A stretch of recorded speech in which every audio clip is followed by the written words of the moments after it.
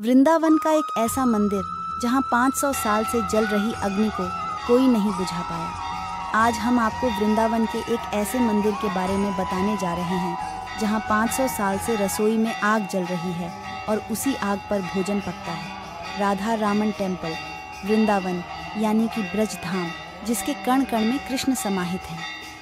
वृंदावन में अनगिनत कृष्ण मंदिर हैं और हर एक मंदिर की अपनी एक कहानी है, एक रहस्य है।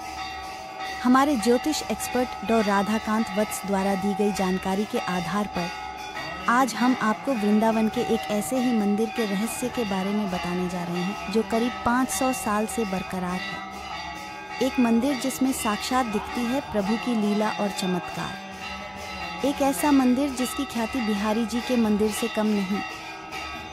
एक ऐसा मंदिर जिसमें ठाकुर जी की मनोरम प्रतिमा स्थापित है। ठाकुर जी के इस विग्रह रूप से भी जुड्ढा अचरज भरा चमत्कार है।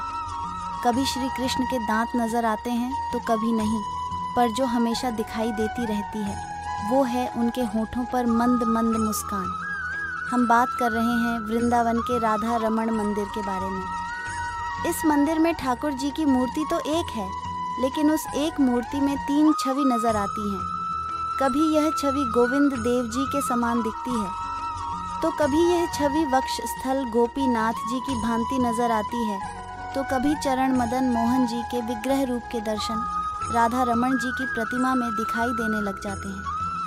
अब आते हैं इस मंदिर के मुख्य रहस्य पर। माना जाता है कि राधा रमण जी के मंदिर में 500 सालों से अग्नि स्वतः ही प्रज्वलित है।